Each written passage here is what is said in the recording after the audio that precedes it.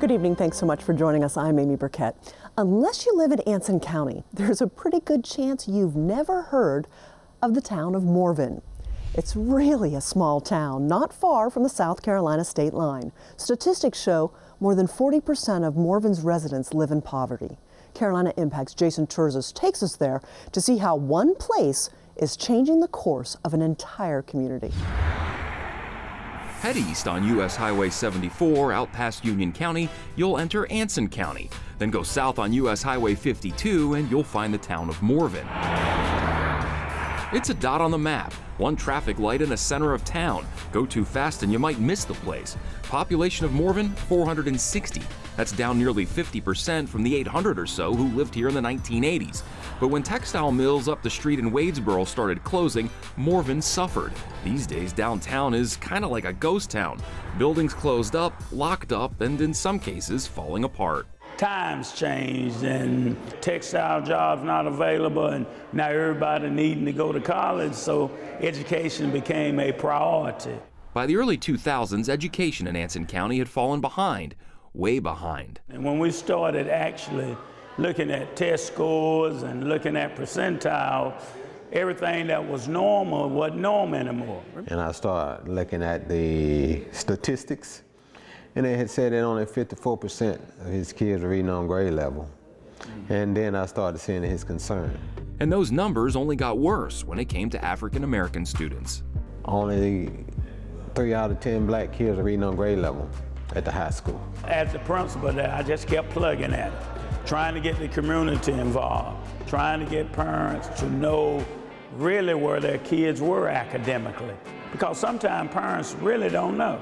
One of the things Michael McLeod did as principal of Anson County High School was reach out to friend and community member Leon Gatewood. I spilled my heart. I told him, Leon, we have a problem. That's when I realized we were facing a serious situation unless we did something. Leon jumped in, raising community awareness, calling it Operation Save the Children. But then a friend told him he needed a catchier name. She said, Leon, kids are not going to take well to Operation Save the Children. She said, anyway, I had an idea. Why don't we call it HOLLA? Helping our loved ones learn and achieve. HOLLA. You see, kids were saying holla back then and stuff. In 2005, HOLLA was officially born, with Leon turning an old downtown hardware store into the HOLLA Community Center. Students came after school for reading and math tutoring, and it was all supported by volunteers. It's awesome. It is absolutely awesome. We didn't have anything else here in Morven to offer. As the HOLLA after-school program evolved, so too did its mission. We thought mentoring and tutoring was the answer. It takes a little more than tutoring. It takes a little more than mentoring. Volunteers also started working with kids on life skills, building confidence and self-esteem. You know, you run into situations where there's absolutely no family structure. You run into situations where there's no the basic necessities. We know these kids were not eating properly. You know, that can have a big effect on whether or not you're learning. Organizers also noticed many of the kids weren't getting enough exercise, so they started a step team and launched a tennis program. Run in place, 1. Nah, that's too hard. William Brown makes the hour-plus drive from Charlotte to Morven to be a volunteer coach. I guess through a lot of friends from Morven that live in Charlotte, they recommended me. So, you know, I've been with them ever since. Oh, man, you got it. The HOLLA tennis program was recently awarded a diversity grant from the United States Tennis Association. They provide the group all kinds of tennis-related gear. Rackets, equipment, stuff like that. I think the USTA has been a tremendous help for them. And, you know, they need it. HOLLA's tennis team has taken trips to the Family Circle Cup in Charleston and even made it to the U.S. Open in New York. HOLLA they're giving them a good outlet, a very good outlet. HOLLA has conducted numerous summer camps and 5K runs, brought in college bands and guest speakers. Governor Roy Cooper's wife, Kristen, was a recent visitor. It's important that we bring people in that have connections. It's all done with the goal of showing the kids there's a world out there beyond just Morven and Anson County, and how education is the pathway to it. They took them on numerous college visits. They were able to do site visits to industry and business locally, so that kids could get a first-hand experience of what work looks like or what college looks like after high school. and that is priceless. Since first opening its doors in 2005, Hala has grown from a place for after-school help to a full-fledged community center, hosting breakfasts, baby showers, bridal showers, class reunions, you name it.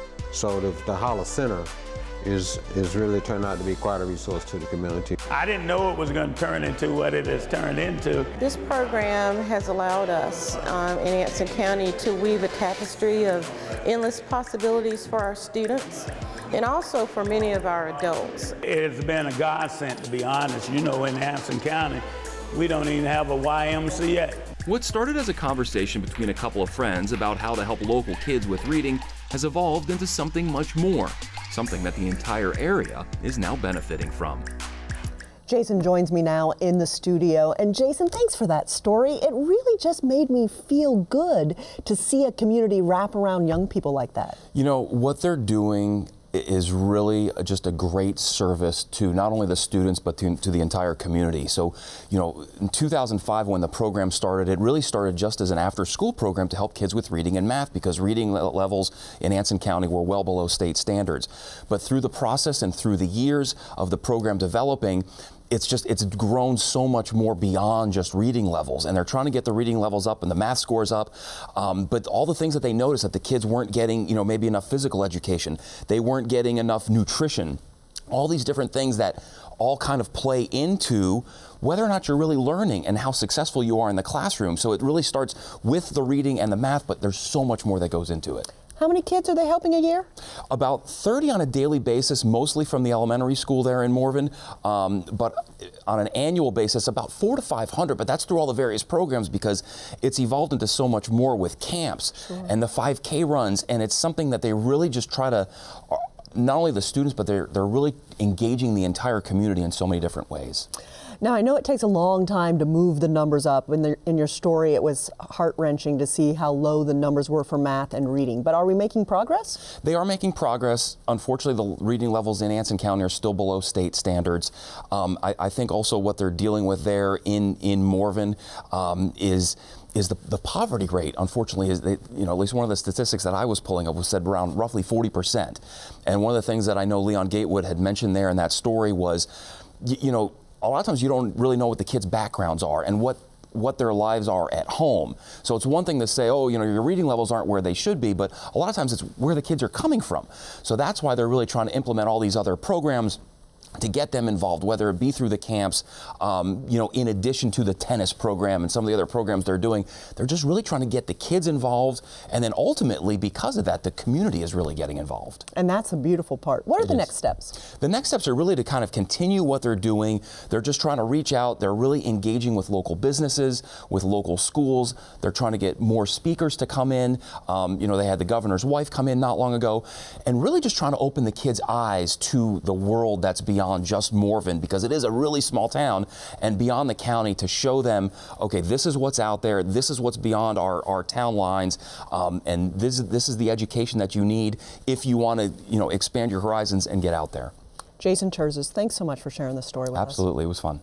We learned about the Hala program from Alex Gaddy, a viewer who reached out to us. If you have a story idea, please let us know about it by emailing it to stories@wtvi.org. Well, Charlotte is one of the